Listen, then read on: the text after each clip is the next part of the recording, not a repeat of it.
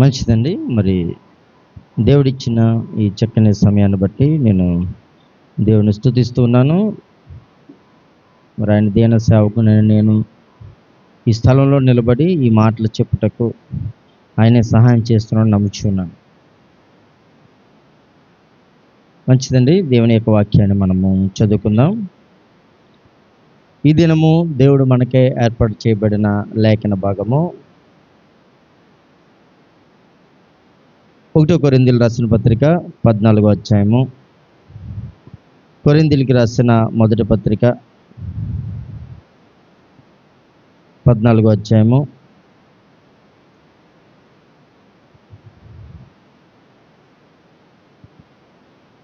34వ వచనాన్ని మనం ఒకసారి చదువుకుందాం.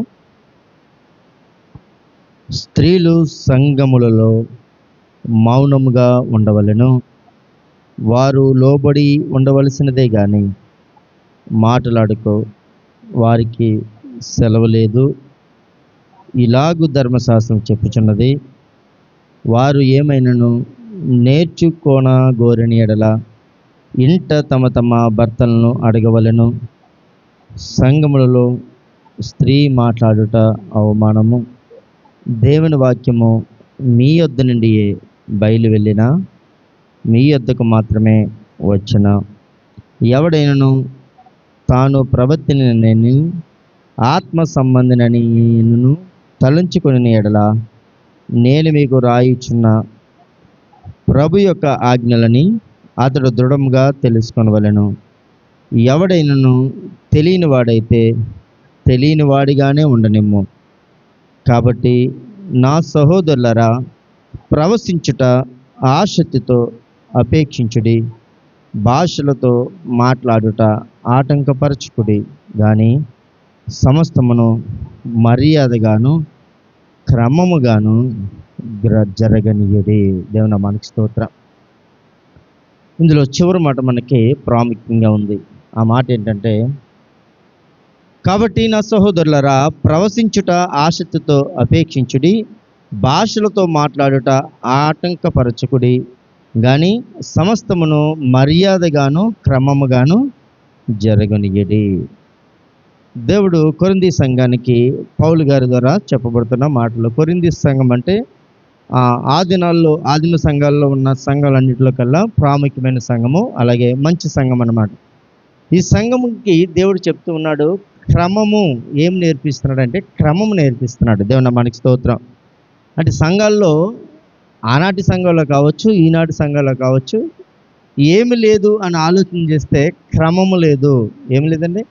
క్రమం అంటే ఒక పద్ధతి, ఒక లైన్, ఒక ఆచారము సంఘంలో జరగబడుతుంది ఏదైతే ఉందో అది ఆనాటి దినాల్లో కూడా మరి తక్కువగా కనబడుతున్నప్పుడు దేవుడు క్రమశిక్షణ గురించి హెచ్చరిస్తూ ఉన్నాడు ఆ సంఘానికి.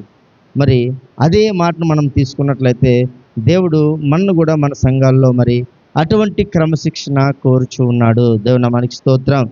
మందిరంలో క్రమశిక్షణ. విచిత్రం ఏంటంటే ఆ క్రమశిక్షణకే క్రమశిక్షణ లేని లోకంలో మనము ఆ మాటకి అర్థం తెలియని పరిస్థితుల్లో, అంటే మందిరంలోనే కాదు కుటుంబాల్లో కూడా, లేకపోతే పిల్లల్లో కూడా ఎక్కడ క్రమశిక్షణ అన్నది మనకి కనబడట్లేదు. స్కూల్లో పిల్లలు సక్రమంగా లేరు అనుకోండి, మనకి ఎంత కోపం వస్తుంది. వీళ్ళు టీచర్ల మీద మనము గొడవాడతాం. ఎందుకని?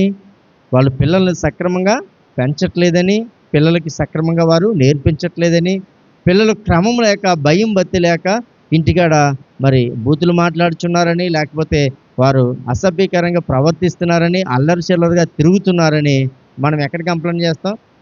వెళ్ళి ఆ స్కూల్ యాజమాన్యం దగ్గర, లేకపోతే టీచర్ల దగ్గర మనము కంప్లైంట్ చేస్తూ ఉంటాం. కాబట్టి దేవుని మాటను బట్టి మరి పెద్దలమైన మనము క్రమము లేకపోతే మరి ఎవరి దగ్గర కంప్లైంట్ చేయాలి? ఎక్కడికి వెళ్ళి కంప్లైంట్ చేయాలి? ఎవరిని అడగాలి? పిల్లలకి అధికారం ఉందా? లేదు. దేవుడు మాట్లాడుతుంటాడు, స్త్రీలకు కూడా అధికారము లేదని మొదటి మాటలో మనకు చెప్తూ ఉన్నాడు.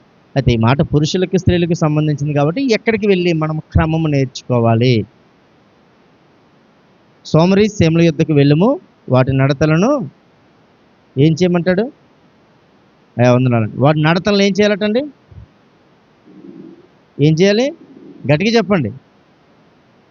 కనిపెట్టుము. కనిపెట్టమంటే చూడుము, అవి ఎలాగ బ్రతుకుచున్నాయి, వాటి క్రమం ఎలా ఉంది, వాటి పద్ధతి ఎలా ఉంది, ఒకసారి చూడు.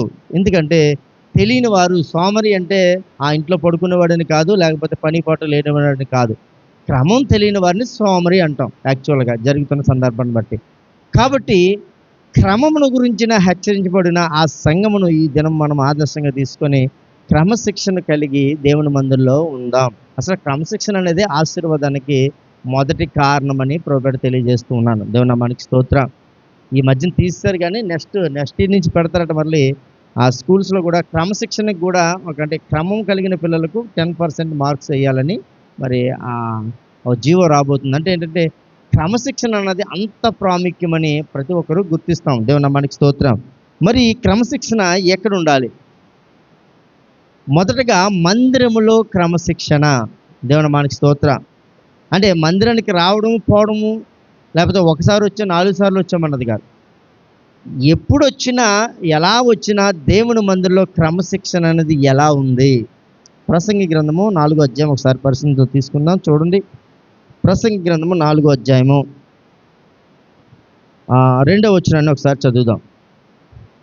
కాబట్టి ఇంకను బ్రతుకుచున్న వారి కంటే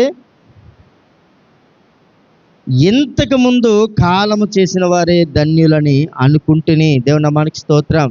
హల్లెలూయా. అంటే బ్రతుకుచున్న వారి కంటే చనిపోయిన వారే మంచి పొజిషన్లో ఉన్నారు, బెటర్గా ఉన్నారు. ఎందుకని అలాగ అనిపించింది అంటే ఆ 4వ అధ్యాయం 1వ వచనం చూడండి. 4వ అధ్యాయం 1వ వచనం. పిమ్మట సూర్యుని కింద జరుగు వివిధమైన అన్యాయ క్రియలను గురించి నేను యోచించి తిని. దేవుని నామానికి స్తోత్రం. అంటే ఎందుకు అలా అనిపించిందని ఆలోచన చేస్తే అంటే ఏమనిపించింది? ప్రసంగికి, సొలొమోనుకి ఏమనిపించింది? బ్రతికున్న వారికంటే చచ్చిపోయిన వాళ్ళే మంచి వాళ్ళు, ధన్యులు అని అనిపించింది. ఎందుకంటే ఏం చూశాడట? సూర్యుని కింద జరుగు అన్యాయపు క్రియలన్నిటిని గురించి ఒక ఆలోచన చేశాడట, ఒక విధానం చూశాడట. చూసినప్పుడు అప్పుడు ఏమైందంట చూడండి. 3వ వచనం చదవండి. ఇంకను పుట్టని వారు సూర్యుని కింద జరుగు అన్యాయపు పనులు చూచి ఉండని హేతువు చేత ఈ ఉభయుల కంటేను వారే ధన్యులని అనుకుంటేనే. దేవుని నామానికి స్తోత్ర. 2 ధన్యులుగా ఉన్నారు ఇక్కడ. ఎవరట? చచ్చిపోయిన వారు ధన్యులుగా ఉన్నారు. రెండోది ఇంకా పుట్టని వారు ధన్యులుగా ఉన్నారు. ఈ మధ్యలో ఉన్నవారు ఎవరట? ధన్యులు కాని వారు ఎవరు? అన్యులు. దేవుని నామానికి స్తోత్రం. అంతే కదా, లోకంలో 2 ఉన్నారు. ఎవరు? ఒకరు ధన్యులు, రెండోవారు అన్యులు. ఇప్పుడు ఆ ముందు చచ్చిపోయిన వారు ధన్యులు అంటున్నాడు, వెనకాల ఇంకా పుట్టవలసిన వారు ధన్యులు అంటున్నాడు. కానీ ఇప్పుడు ఎవరి మధ్యలో అన్యులుగా ఉన్నారంట? తెలిసి తెలియని వారు అన్యులుగా ఉన్నారు. దేవుని నామానికి స్తోత్రం. అంతే కదండి, ఏదైతే తెలియదో వారే అన్యులు అంటాం. అంతే కదా. దేవుని సువార్త తెలియని వారు లోకంలో ఏమంటాం? మనం ఏమని పిలుస్తాం? అన్యులనే కదా పిలుస్తాం. ఎందుకు పిలుస్తున్నాం పేరు పెట్టి? ఎందుకు పిలుస్తున్నాం? వారికి దేవుడు అంటే తెలియదు, ఆ భక్తి అంటే తెలియదు, ఆ క్రమశిక్షణ అంటే తెలియదు, ఆ విధానం అంటే తెలియదు, కాబట్టి వారు అన్యులు. పోలే ఆ పేరు ఉన్న వారికి దొక్కింది. దేవుని నామానికి స్తోత్రం. మనకట అన్యులని కాదు, ధన్యులని కాదు, మధ్యలో గాల్లో ఎలాడుతున్నాడు. దేవుని నామానికి స్తోత్రం. అన్యులకి మొత్తానికి తెలియదు, గొడవలేదు. ధన్యులకి మొత్తం తెలుసు. ఏమండి? ఇప్పుడు తెలియని వారు ఎవరు? ఈ మధ్యలో గాలిలో ఉన్నవో మనమే. దేవుని నామానికి స్తోత్రం. అందుకే ప్రసంగి అంటాడు, ఆ 4వ వచనం చదవండి ఈసారి. మరియు కష్టమంతయు నేర్పుతో కూడిన పనులన్నీ నరులకు రోష కారణమని నాకు కనబడెను. దేవుని నామానికి స్తోత్రం. అంటే ఇప్పుడు ఈ ధన్యులుగా ఉండవలసిన, అసలు యాక్చువల్గా అయితే చనిపోయిన వారు ధన్యులు, అన్యులు, ఇంకా పోయేవారందరూ కూడా అన్యులు. ఎందుకంటే వారికి తెలియదు, చచ్చిపోయిన వారికి కూడా ఏం జరుగుతుందో తెలియదు. వారు అన్యులుగా ఉండవలసింది, మనం ధన్యులుగా ఉండవలసింది. కానీ మనని అన్యుల లిస్టులో చేర్చి వారిద్దరిని ధన్యుల లిస్టులో ఎందుకు చేర్చాడని ఆలోచన చేస్తే ఇక్కడ రాయబడుతున్న మాట ఏంటంటే, నరులు వారి కష్టార్జితంతో చేసిన ఆ పని అంతే, దాన్ని వారికి ఎలా ఉందంటే రోషంగా ఉందంట. రోషం అంటే కోపం. ఏమండి? అది వారి సంపాదన లేకపోతే వారి యొక్క పని, ఆ విధానం అంతా కూడా వారికి కోపం పుట్టించేస్తుంది. ఎందుకని ఆలోచన చేస్తే చూడండి, ఇదియు వ్యర్థముగా ఒకడు గాలిని పట్టుకొనుటకై చేయు ప్రయత్నం వలె కనబడుచున్నది. దేవుని నామానికి స్తోత్రం. హల్లెలూయా. కాబట్టి క్రమశిక్షణ లేని వారు అన్యుల లిస్టులో చేర్చబడతారు. దేవుని మందిలో క్రమశిక్షణ అన్నది మోస్ట్ ఇంపార్టెంట్ అండి. అంటే తప్పనిసరిగా పాటించవలసిన నియమము. ఇంకోటి తెలుసా, అంటే మనము చూస్తూ ఉన్నాం, హిందూ సహోదరులు వారందరిని చూస్తూ ఉన్నాం. వారు మందిరానికి వెళ్ళినప్పుడు వారు ఎంత క్రమశిక్షణగా ఉంటారో, వారు ఎంత భక్తిగా ఉంటారో, అందులో ఉన్న గంటైనా అరగంటైనా వారు ఎంత మడి కట్టుకొని ఉంటారో, వారు ఎంత నియమ నిబంధనలతో ఉంటారో, ఉపవాసం అంటే ఉపవాసమని, సమయం అంటే సమయమని వారు పాటించే ప్రతి విధానము మనం కూడా నేర్చుకోవాలి ఒక్కొక్కసారి. ఎందుకో చెప్పండి,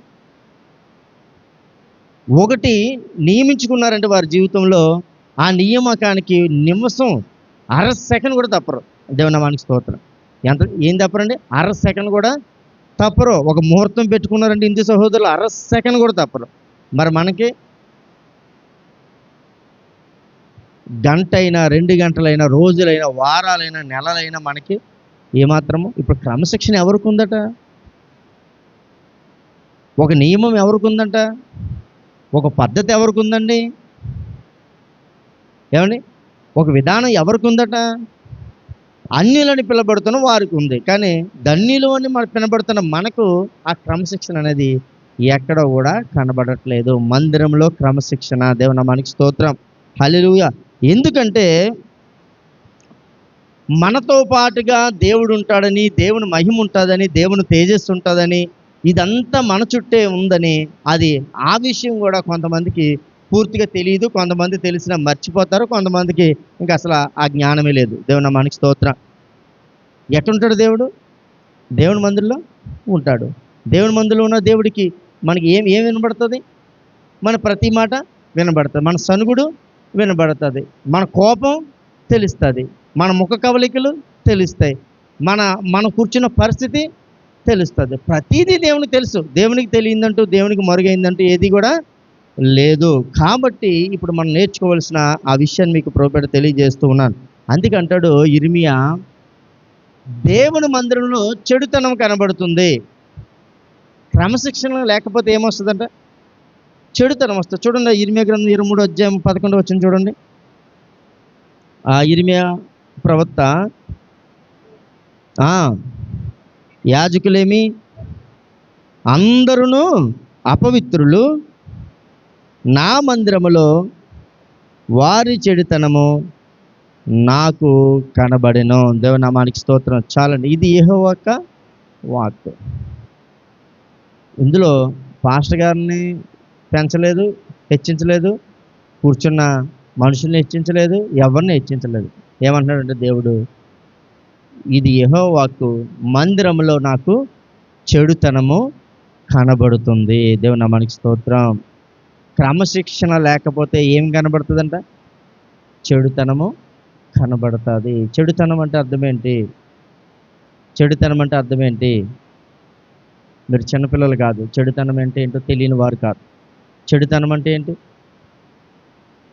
ఏది మంచితనము కాదో అదే చెడుతనం. దేవుని నామానికి స్తోత్రం. ఇంకా అంతకంటే వివరించి మనం చెప్పలేం. కాబట్టి ప్రాముఖ్యమైన అంశం ఏంటంటే, చూస్తున్న దేవుడు, వినబడుతున్న దేవుడికి, మన ముందున్న దేవుడికి మన విషయంలో చెడుతనము కనబడకూడదు. చెడుతనం ఉన్న పిల్లలను బట్టి మనం ఎలా అసహించుకుంటామో, మనం ఎలాగా మన శరీరం ఎలాగ జుగుసుపాటుకి లోనవుతుందో అలాగే దేవుడికి కూడా అది ఇష్టం లేదు. కాబట్టి క్రమశిక్షణ కలిగి ఉండాలి. దేవుని నామానికి స్తోత్రం. ఏంటి క్రమశిక్షణ? దేనికి సంబంధించిన క్రమశిక్షణ? ఇందాక ఒక తల్లిగారు ప్రార్థన చేస్తూ చక్కని మాట అన్నారు మనమ్మ గారు. మందిరంలో ఒక వలే, మందిరం బయట ఇంకొక వలే ఉండువారు వలే నన్నును నా కుటుంబమును ఉంచక. దేవుని నామానికి స్తోత్రం. అంటే అర్థం ఏంటి? మీరు ప్రార్థన వింటారండి? ప్రతి ప్రార్థన వింటారా మీరు పూర్తిగా? అంటే అర్థం ఏంటి? మందిరంలో ఒకలాగా, మందిరం బయట ఒకలా ఉన్న వారిని క్రమశిక్షణ లేని వారు అంటారు. దేవుని నామానికి స్తోత్రం. అంటే అర్థం ఏంటి? దేవుని ఎదుట ఒకవలే, బయట మరొక వలె కనబడితే ఇది దేవునికి ఎట్టి పరిస్థితుల్లో ఇష్టమైనది కాదు. దేవుని నామానికి స్తోత్రం. హల్లెలూయా. క్రమశిక్షణ అన్నది మనము అలవర్చుకుంటే మన ద్వారా మన పిల్లలకు, వారి వారి తరాలకు అది ఆశీర్వాద కారణంగా ఉంచబడుతుంది. దేవుని నామానికి మహిమ కలుగును గాక. కాబట్టి జాగ్రత్తగా ఆలోచన చేసుకోండి. మన ప్రవర్తన అనేది మన విషయంలోనే, మన దేవుని మందిరం విషయంలోనే కాదు. దేవుని మందిరంలో చెడుతనం అంటే దేవుని మందిరంలో ఎవరు వచ్చి ఏం చెడుతనం చేస్తారు? ఇక్కడ ఎవరు పెద్ద చెడుగా ప్రవర్తించరు. అంటే దేని గురించి మాట్లాడుతున్నాడు దేవుడు? నీ హృదయము దేవుని ఆలయం ఉన్నది కాబట్టి నీ హృదయం ఎక్కడికి వెళ్ళి ఏ చెడు తలంపులతో ఉంటే, ఏ ఆలోచనలతో ఉంటే, ఏ పనులు చేస్తూ ఉంటే, అంటే నువ్వు చెడిపోయావు కాబట్టి దేవుని మందిరంలోకి వస్తే, దేవుని మందిరం చూస్తే, దేవుని మందిరం క్లియర్గా కట్టుగా కనబడుతుంది మన శరీరము చెడిపోయినట్టుగా. దేవుని నామానికి స్తోత్రం. మన హృదయం దేవునికి చెడిపోయినట్టుగా కనబడుతుంది. ఇప్పుడు ఏంటి ప్రాబ్లం? ప్రాబ్లం ఏంటి? చక్కగా పరిశుద్ధంగా నీతిగా జీవించవలసిన మన శరీరాలు ఏమవుతున్నాయంటే అంటే ఇది నేను చెప్పే విషయం ఏంటంటే, ఒక దొంగతనాన్ని గురించో, లేకపోతే వేరొక పని గురించో కాదు. మన మనసులో ఉన్న ఒక చెడు తలంపు కూడా, ఒక చెడు ఆలోచన కూడా. ఏమండి? దేవుని మందిలో కన్నీరు విడిచి ప్రార్థన చేసే మనము, దేవుని మందిలో చక్కగా మాటలు విని మన ఆత్మను బలపరుచుకున్న మనము బయటికి వెళ్ళి అన్యుల వలె మరలా ఇతరులను అనుసరిస్తే, ఎవరిని అనుసరిస్తే? ఇతరులను అనుసరిస్తే దేవుని దృష్టికి చెడుతనమే. ఏం పెద్ద పెద్ద తప్పులు చేసే అవసరం లేదు. నువ్వు దేవుని మందిరంలో ఏం వాగ్దానం చేసావో, ఎలా బాప్తిస్మం తీసుకున్నావో, ఎలా నిబంధనల కట్టడలకు ఎలా లోబడినావో దాన్ని విడిచి బయటికి వెళ్ళి మరలా లోకానుసారమైన సంతోషాలు, లోకానుసారమైన పద్ధతులు, లోకానుసారమైన విధానాలు కోరుకుంటే అదే చెడుతనం. దేవుని నామానికి స్తోత్రం. ఒక స్త్రీని ఏ ఏ ఏ చూపుతో చూడకూడదంట? మోహపు చూపుతో చూస్తే అక్కడే వ్యభిచారం అంటున్నాడు దేవుడు. దేవుని నామానికి స్తోత్రం. ఆమెతో ఏమి సైనించవసరంలా, కేవలం మోహం చూపుతో చూస్తేనే అక్కడ వ్యభిచారం. దేవుడు 10 ఆజ్ఞలు ఇచ్చాడు. 10 ఆజ్ఞలు మీకు చాలా మంది చదవమని చెప్పాను. 10 ఆజ్ఞలు మీలో ఎంతమందికి వచ్చండి? ఒక్క పొల్లు పోకుండా 10 ఆజ్ఞలు పిల్లలకు వచ్చి ఇద్దరికి, అక్కడ చేతులు ఎత్తుతున్నారు 3. దేవుని నామానికి స్తోత్రం. అంటే 10 ఆజ్ఞలు అంటే అర్థం ఏంటి? 10 చెయ్యొద్దని. దేవుని నామానికి స్తోత్రం. ఆజ్ఞ అంటే ఏంటి? పాటించమని. దానికి వ్యతిరేకంగా ఉన్నది చెయ్యొద్దని. దేవుని నామానికి స్తోత్రం. దేవుని మందిరంలో ఉంటావు, పాతగది దగ్గర ఉంటావు, దేవుని మందిరంలో ఉంటావు, పూజారి దగ్గర ఉంటావు, దేవుని మందిరంలో ఉంటావు, ఎక్కడెక్కడో వండుకున్న ప్రదేశాల్లో ఉంటావు, దేవుని మందిరంలో ఉంటావు, ఎక్కడెక్కడో చేయకుండా పనులు చేస్తూ ఉంటావు. ఇది దేనికి సాదృశ్యంగా ఉంది మన జీవితాల్లో? దేనికి సాదృశ్యంగా ఉంది? క్రమశిక్షణ రాహిత్యము. క్రమశిక్షణ లేని పిల్లలకు ఏం చేస్తారు? పనిష్మెంట్ దొరుకుతుంది. కాబట్టి మనము దాన్ని తప్పించుకోవాలంటే దేవుడు సమయం ఇస్తూ ఉన్నాడు. వెంటనే పనిష్మెంట్ దేవుడు చేయడు. దేవుడు క్షమిస్తాడు. దేవుడు కొన్ని అవకాశాలు ఇస్తాడు. వాటిని బట్టి మనం ఏం చేసుకోవాలంటే సరి చేసుకోవాలి. దేవుని నామానికి స్తోత్రం. హల్లెలూయా. రెండో విషయము, ఆరాధన చేస్తున్నప్పుడు, పాటలు పాడుతున్నప్పుడు క్రమశిక్షణ కలిగి ఉండాలి. ఎప్పుడు? చాలామందికి ఈ సెషన్ మొత్తం ఆఫ్ కట్ అంటే ఏంటి? పాటల్లో మనం ఉండం, ఆరాధనలో మనం ఉండం కాబట్టి ఆ సెషన్లో ఏం జరుగుతుందో కూడా తెలియని మ్యూట్ అనమాట. ఆ కొన్ని నిమిషాలు మ్యూట్ చేస్తాం మనం. దేవుని నామానికి స్తోత్రం. కానీ అది ఎలాంటి అపరాధమో దేవుని వాక్యం చాలా బాగా చెప్తుందండి. ఒక మాట చూద్దాం, చూడండి. ఇర్మీయా గ్రంథం 17వ అధ్యాయం తీయండి. మీకు ఒక చక్కని మాట కనబడుతుంది అక్కడ. ఆరాధన పాటలు అనేవి ఎంత ప్రాముఖ్యమైనవో దేవుడు తన వాక్యం ద్వారా తెలియజేస్తున్నాడు. 17వ అధ్యాయము 26వ వచనం చూడండి. మరియు జనులు దహన బలులను నైవేద్యములను ధూపద్రవ్యములను తీసుకొని యోధా పట్టణంలో నుండి, యెరూషలేము ప్రాంతం నుండి, బెన్యామీను దేశంలో నుండి, మైదానపు దేశంలో నుండి, మన్యములో నుండి, దక్షిణ దేశంలో నుండి వచ్చెదరు. యెహోవా మందిరమునకు స్తుతియాగ ద్రవ్యములను తీసుకొని వచ్చెదరు. దేవుని నామానికి స్తోత్రం. ఏం తీసుకొస్తారంట దేవుని మందిరానికి? స్తుతియాగ ద్రవ్యములు అంటే అర్థం ఏంటి చెప్పండి?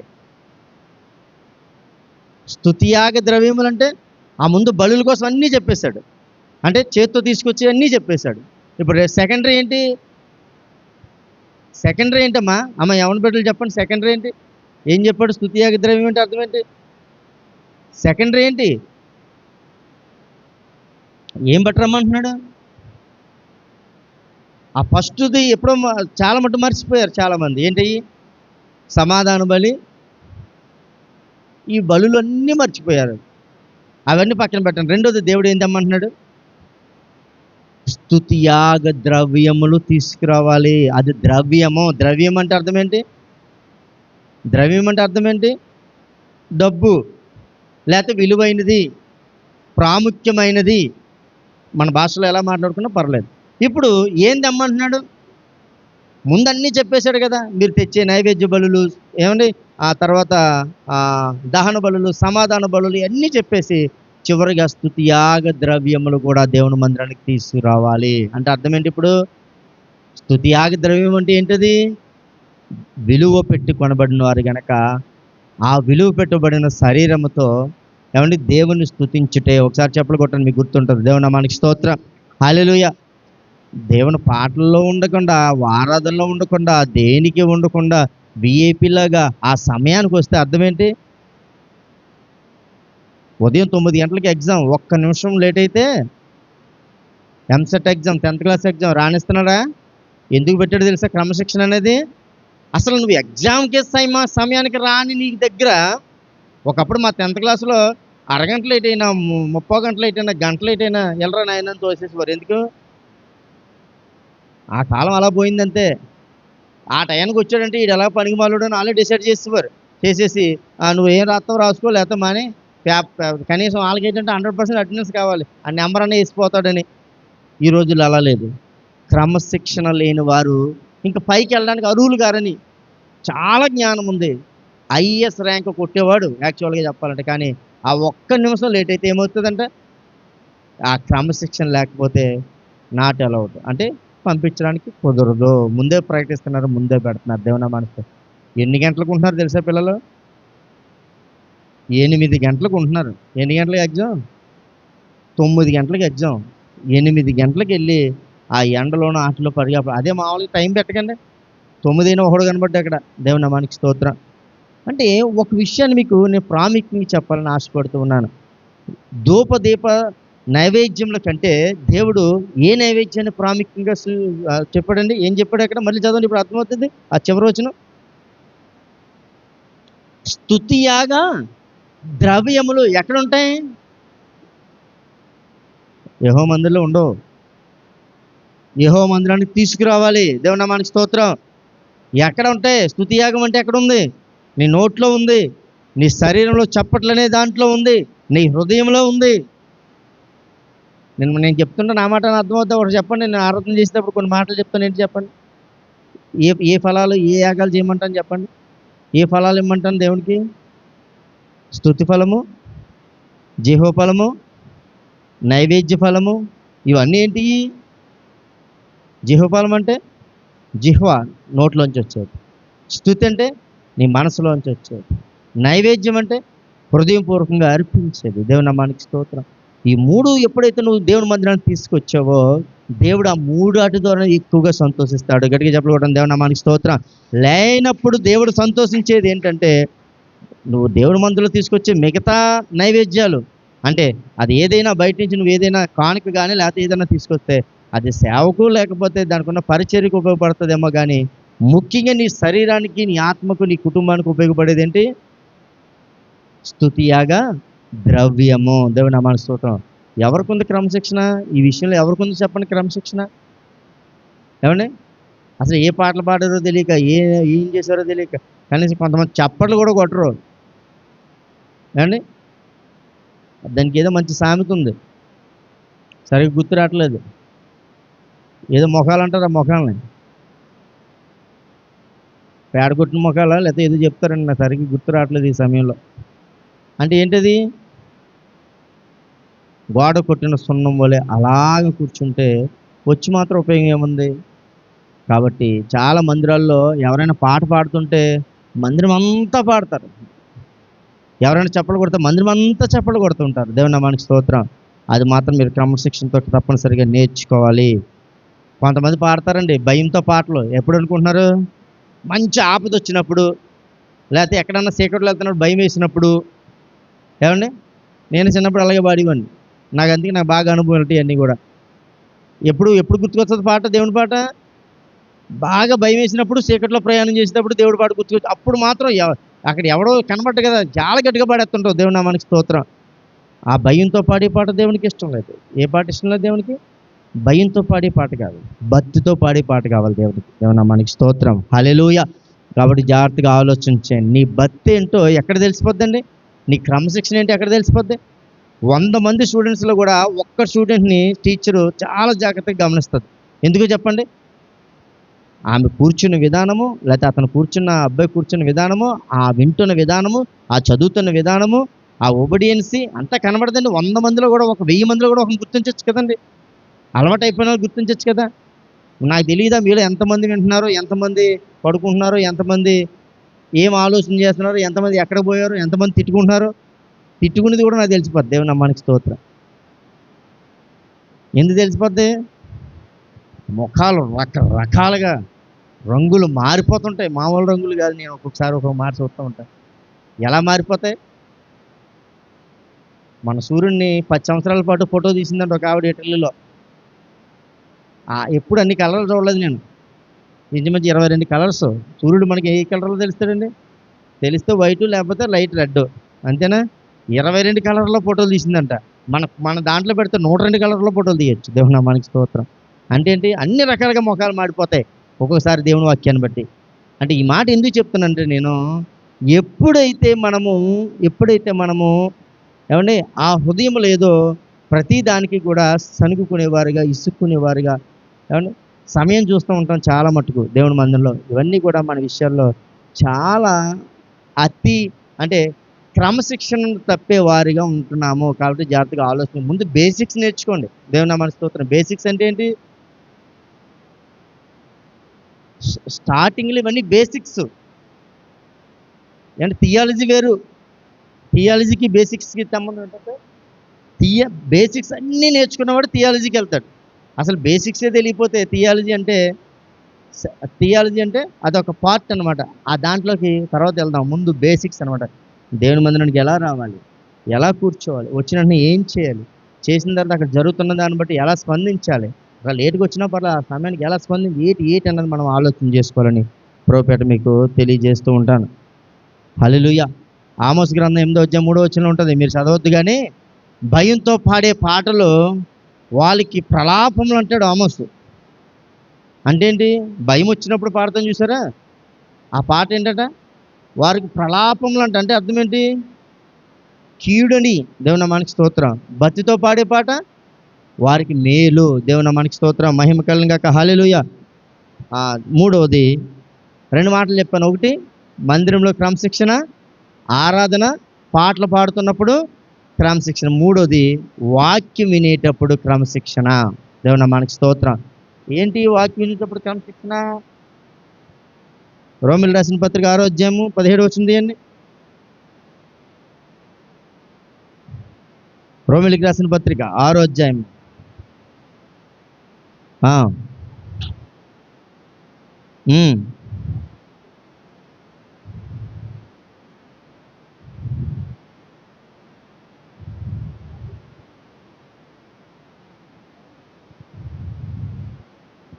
దేవుని నామానికి స్తోత్రం. చాలమ్మా, చాలు. ఏమంటున్నాడు ఇక్కడ? మీరు పాపమునకు దాసులై ఉంటిరి కానీ ఏ ఉపదేశ క్రమమునకు మీరు అప్పగింపబడుతారో దానికి హృదయపూర్వకంగా లోబడిన వారై పాపము నుండి విమోచింపబడి నీతికి దాసులైతిరి. దేవుని నామానికి స్తోత్రం. ఇక్కడ చాలా ప్రాముఖ్యమైన మాట ఒకటి దేవుడు చెప్తూ ఉన్నాడు. మీకు అర్థమయ్యే భాషలో నేను చెప్తాను. మనం ఎక్కడ ఉన్నామంటే ఇప్పుడు చర్చిలో ఉన్నాం కదా. ఏమండి? ఇంకెక్కడ ఉన్నాం? ఆత్మతో ఆలోచిస్తే చెప్పే మాట, మనం పాపంలో ఉన్నాం.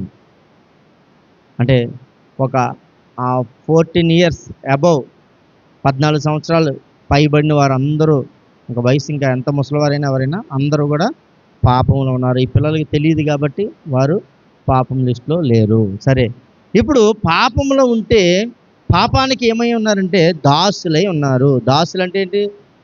బానిస, పాపానికే అప్పగింపబడి ఉన్నారు. ఇప్పుడు ఎలాగ విమోచింపబడాలి? ఎలా విమోచింపబడాలి చెప్పండి? విమోచింపబడటం అంటే తప్పించుకోవాలి. పాపం నుంచి ఎలా తప్పించుకోవాలి? యేసుక్రీస్తు ఒకసారి రక్తం ఇచ్చి, మీకు తెలుసా ఆయన పుట్టినప్పుడు ఆ క్రీస్తు శకం 1వ శతాబ్దంలో ఆయన బ్రతికిన సంవత్సరాలన్నీ కలుపుకొని ఆయన మరణించిన 33వ సంవత్సరం నుంచి అంతకుముందు పాపాలన్నీ ఒక దెబ్బతో పోయాయి. ఏ దెబ్బతో? సిలువ దెబ్బతో పోయాయి. ఆయన కార్చిన రక్తంతో అప్పటి వరకు చేసిన ప్రతి పాపము పోయిందండి. అది ఎలాంటి పాపమైనా పోయింది. తర్వాత మరలా లెక్కింపబడడం మళ్ళీ మొదలడింది. దేవుని నామానికి స్తోత్రం. ఇప్పుడు లెక్కింపబడుతుంది. ఇప్పుడు తెలుసా మీకు? అంతకుముందంతా ఏమైంది? కొట్టేశాడు. అక్కడి నుంచి ఏమైందంటే లెక్కింపబడుతుంది. ఇప్పుడు ఆ లెక్కింపబడుతున్న పాపం పోవాలంటే ఏమవ్వాలంటే ఏ ఉపదేశ క్రమమునకు, అదేనా రాయబడింది అక్కడ? ఏమని రాయబడింది? మళ్ళీ చదవమ్మా, ఈసారి మాట బాగా అర్థమవుతుంది, చదవండి. పాపమునకు దాసులై ఇంకా ఉన్నారు, కానీ ఏ ఉపదేశ క్రమమునకు మీరు అప్పగింపబడుతారో దానికి హృదయపూర్వకముగా లోబడిన వారై. ఉపదేశ క్రమముకు అంటే అంటే క్రమం అన్నాడు అక్కడ. అంటే అర్థం ఏంటి? ఉపదేశాన్ని ఎలా వినాలి? క్రమము కలిగి వినాలి, భక్తిగా వినాలి, శ్రద్ధగా వినాలి. అప్పుడు ఏమవుతుందంటే అది వంట పడుతుంది. ఒకడు అన్నం తింటాడు, పిచ్చోళ్ళో తింటాడు, ఏదో అటు ఇటు కలిపేసి 4 ముద్దలు తినేది. ఒకడు చాలా జాగ్రత్తగా తింటాడు. అవునండి, తిండిలో కూడా రకాలు ఉన్నాయి. చక్కగా వాటంగా పెట్టుకొని చాలా చక్కగా తింటాడు ఒకడు. ఆడికి ఏమవుతుందంటే వంట పడుతుంది. గత్తరబిత్తరగా తినేసి అటు ఇటు కలిపేసి వదిలేసి వాడికి ఏమవుతుంది? అది ఆహారము వంట పడుతుంది. ఇది కూడా అంతే. దేవుని వాక్యం అనేది క్రమముగా వినాలి. దేవుని నామానికి స్తోత్రం. క్రమం అంటే అర్థం ఏంటి? ఈరోజు చెప్పిందికి ఏదో ఒక రోజు లింక్ ఉంటుంది, ఏదో ఒక వారంలో వస్తుంది, లేకపోతే అంతకుముందు వస్తుంది. అంటే క్రమముగా, ఒకవేళ మందిరానికి వచ్చినా రాలేకపోయినా మీ జీవితంలో ఒకవేళ ఏదైనా ఇబ్బంది అయినా వాక్యాన్ని క్రమముగా వినాలన్నమాట. అప్పుడు ఏమవుతుందంటే ఆ క్రమం ఏమవుతుందంటే మనకు తెలియని అనేక విషయాలు నేర్పుతుంది. రెండో విషయం ఏంటంటే, ఏమండి, వినేటప్పుడు కూడా క్రమంగా ఉండాలి. ఈ లోపల నిద్రపోయే వాళ్ళు నిద్రపోతారు, ఆలోచించుకునే వాళ్ళు ఆలోచించుకుంటారు, వేరే లోకానికి పోయే వాళ్ళు వేరే లోకానికి పోతారు. ఎక్కడ గుర్తుకొస్తుంది? మొత్తం అని ఎక్కడ గుర్తుకొస్తాయి? బాధలు ఎక్కడ గుర్తుకొస్తాయి? పొరపాటున ఒక మాట చెప్పామనుకోండి, ఆ మాట పట్టుకొని ఎక్కడ పోతామంటే 2 ఆకాశాలు దాటేసి 3 ఆకాశం మధ్య ఆకాశంలో పోయి మళ్ళీ రావడానికి పావుగంట పడుతుంది. ఈ లోపల పొరపాటున ఒక రిఫరెన్స్ తీయమన్నాం అనుకోండి, ఆ పొరపాటున రిఫరెన్స్ తీసిన వెంటనే ఆ ఎవరో చదువుతున్నా అవి ఆపేయాలి. ఇంకా ఎప్పుడు సమయం దొరకదని ఇక్కడ చదివేస్తాం, మొత్తం అధ్యాయాలు చదివేస్తుంటారు మాత్రం వాక్యం అయిపోయేదాకా. అంటే వినడానికి ఇష్టపడిన వారు ఏం చేస్తారంటే ఇలాగా క్రమానుసారమైన జీవితాలు వారి జీవితాల్లో ఉండవని ప్రభుపేట మీకు తెలియజేస్తూ ఉన్నాను. మళ్ళీ సాతాను వినమనివ్వట్లేదండి. ఈ పిల్లలు గోలెడేస్తున్నారండి పిల్లల మీద, లేకపోతే వారి మీద వీరి మీద మనము ఏదో ఒక రకంగా నింద వేసి తప్పించుకుంటాం, కానీ మన ఆత్మలు మనము బాగు చేసుకోవడానికి ఇష్టపడము. దేవుని నామానికి స్తోత్రం. హల్లెలూయా. అంటే దేనికి ఇది? ఇంకా దేవుడు బాగా చెప్పాడు. ఇంకా నేను ఇంకా తక్కువ చెప్తున్నాను, కానీ సీట్ల వ్యాపారానికి దేవుడు దాన్ని ఏమన్నా రోకల మార్పిడి అన్నాడు. ఏ మార్పిడి? రోకల మార్పిడి. ఇంకా గువ్వల అమ్మకం. ఇవన్నీ దేవుని మందిరంలో ఉన్నాయి. దేవుని నామానికి స్తోత్రం. హల్లెలూయా. ఆ వాక్యం చూడండి, మా మార్కు సువార్త 11వ అధ్యాయము 15వ వచనంలో రాయబడి ఉంది. మార్కు సువార్త 11వ అధ్యాయం 15వ వచనం. వారు యెరూషలేములోనికి వచ్చినప్పుడు, ఆయన దేవాలయంలో ప్రవేశించినప్పుడు, దేవాలయంలో ఎలా అంట? క్రయ విక్రయములు చేయవారిని, రోకల మార్చువారి బల్లలను, గువ్వలమ్ము వారి పీటలను పడదోసి దేవాలయము గుండా ఏ పాత్ర అయినను ఎవనిని తేనీయకుండెనో. మరియు ఆయన బోధించుచు, నా మందిరము సమస్తమైన అన్ని జనులకు ప్రార్థనా మందిరం అనబడును అని రాయబడలేదా? అయితే దానిని మీరు దొంగల గుహగా చేసిత్ర నేను. దేవుని నామానికి స్తోత్రం. ఇప్పుడు దేవుని మందిరం క్రమం లేకపోతే ఏమైపోద్దంటండి? ఏమైపోద్ది? ఇంకా మన సంఘాలు ఏమి పెద్దలు ఉంటారు అక్కడ, ఏమండి? పంచుకోవడం మీదే పని అంతా. దేని మీద? పంచుకోవడం మీద, దాచుకోవడం మీద, దోచుకోవడం మీదే. దేవుని నామానికి స్తోత్రం. ఆ, ఎవడెక్కువగా ఇస్తాడో అడిగే బాట. ఎవడెక్కువగా ప్రాముఖ్యంగా మంచి బడాబాబులా కనబడతాడో ఆడికే మాట. దేవుని నామానికి స్తోత్రం. అంటే ఏంటి? అది ఏమైపోయింది ఇప్పుడు? అది ఇచ్చుట్లోనే ఉందన్నమాట. ఇప్పుడు అదేంటది? దేవుని మందిరం అనబడుతుంది, కానీ అక్కడ దొంగల గుహగా మార్చివేయబడిందని దేవుని వాక్యం తెలియజేస్తుంది. ప్రియులారా, దేవుని నామానికి స్తోత్రం. హల్లెలూయా. మీ సొంత విషయాలు ఒక్కటి కూడా దేవుని మందిరం తీసుకురాకూడదు. తెలుసా మీకు? మీ సొంత విషయాలు మీకు ఏమి అవసరం అవునో మీ పరలోకపు తండ్రికి తెలియను. ఇది ఎవరికి తెలుస్తుంది? వాక్యం తెలిసిన వారికి తెలుస్తుంది. వాక్యం తెలియని వారికి ఇక్కడే చెప్పుకోలేమో, ఇక్కడే మాట్లాడుకోలేమో, ఈ పక్క ఆవిడతో చెప్తుంటే దేవుడు వింటాడేమో. ఇది ఏంటంటే ఇది తెలివి తక్కువ జ్ఞానం అనమాట. దేవుని నామానికి స్తోత్రం. ఇప్పుడు మనకు కావాల్సింది ఏంటట? మనకు కావాల్సింది ఏంటో, మన అవసరత ఏంటో, మన ఇబ్బంది ఏంటో ప్రతిదీ. అందుకే మీ కుండను లోపలకు తేనీయుకుడి అంటాడు దేవుడు. దేవుని నామానికి స్తోత్రం. క్రమము కలిగి ఉండండి, భక్తి కలిగి ఉండండి, బాధ్యత కలిగి ఉండండి, దేవుని వాక్యం పట్ల భారం కలిగి ఉండండి. చాలామంది, నేను చాలాసార్లు గమనించాను, ఎక్కడైనా సరే వాక్యం అన్ని పాటలు ఎక్కువ ఉండి, అవి ఎక్కువ ఉండి, ఇవి ఎక్కువ ఉండి, వాక్యం తక్కువ చెప్పారనుకోండి, ఇసుకుంటారు. తెలుసా ఎందుకని? ఎందుకు ఇసుకుంటారంటే, ఉపదేశం వినడానికి వచ్చాము, ఆ ఉపదేశం తక్కువగా ఉంది, మిగతా అన్నిటిలో ఎక్కువ సమయం ఇచ్చారని ఇసుక్కుంటారు. కొంతమంది పాటలు ఇవి ఉంటే బాగున్నాను, వాక్యం లేకపోతే బాగుందని సంతోషించే వాళ్ళు సగం మంది ఉంటారు. దేవుని నామానికి స్తోత్రం. హల్లెలూయా. ఎందుకని? వాక్యం అంటే ఏంటిది? వాత. వాక్యం అంటే ఏంటి? వాత. అది ఏం పెడుతుందండి? వాత పెడతా ఉంటుంది. కాబట్టి వాక్యము ఇష్టం ఉండదు చాలామందికి. ఈ పాటలు ఇవన్నీ శృతులు కలిపేస్తాం కదా. ఎందులో కలిపేస్తాం? శృతులు కలిపేస్తాం. పాడినట్టు ఉంటాం కానీ పాడం, కొట్టినట్టు ఉంటాం కానీ కొట్టం. కాబట్టి ఏమవుతుందంటే ఇదంతా సరదా. ఉపమానం అనబోతుకి మళ్ళీ చేతులు చెవులు ఎలా ఉంటాయి? ఉపమా అనమాట. ఉపమానం అంటే ఏంటి? ఉపమా అంటే ఒక మంచి కథ, పడుకున్నవాడు కూడా లేచిపోతారు. ఉపమానం అనబోతుంది. దేవుని నామానికి స్తోత్రం. ఎప్పుడు జ్ఞాపకం పెట్టుకుని ప్రియులరా, దేవుడు మన జీవితంలో ఉపదేశాన్ని క్రమముగా అంగీకరించమన్నాడు. మనలో క్రమం ఉంటే అదేమవుతుందంటే ఎక్కుతుంది అనమాట. బాడీలో చూడండి, ఒక ఇంజెక్షన్ చేయాలంటే బాడీలో ఏముండాలి? దాని తగ్గ ప్రిపరేషన్ బాడీ ఉండాలి, లేకపోతే ఇంజక్షన్ ఎక్కదు. దేవుని నామానికి స్తోత్రం. అది మనము నేర్చుకోవాల్సిందని ప్రోపేట తెలియజేస్తూ ఉన్నాను. మూడవది, నాలుగవది, ప్రార్థన చేస్తున్నప్పుడు క్రమశిక్షణ కలిగి చెయ్యాలి. ఎలా చెయ్యాలట? యెషయా గ్రంథము 1వ అధ్యాయము. ప్రార్థన కూడా క్రమశిక్షణ ఏంటండి? 1వ అధ్యాయం 15 వచనం చూడండి. మీరు మీ చేతులు చాపినప్పుడు మిమ్మును చూడక నా కన్నులు కప్పుకొందును. మీరు బహుగా ప్రార్థన చేసినను నేను వినను. చాలండి. మనం చేతులు చాపుతాం. తండ్రి, ప్రార్థన అంటే ఏంటి? అసలు ప్రార్థన క్రమం ఏంటో చెప్పండి ఎవరైనా. ఎలా ఉండాలి బాడీ? చాలా ప్రార్థనలు ఉన్నాయి. నిల్చొని చేసే ప్రార్థన ఉంది, కూర్చొని చేసే ప్రార్థన ఉంది, మోకాళ్ళ మీద ఉండే ప్రార్థన ఉంది, ఏమంటే చాలా రకాల సాష్టాంగ నమస్కారం చేసే ప్రార్థన ఉంది. అసలు మీరు ఎవరైనా ప్రార్థన చేసేవారిని ఒక్కరిని చూసే, హిందూ సహోదరులు కానీ ముస్లిం సహోదరులు కానీ ప్రార్థన చేసేవారు ఎలా చేస్తారు చెప్పండి? వాళ్ళు ఎలా పెట్టుకుంటారు దండం?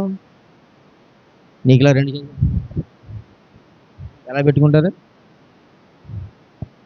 రెండు చేతులు.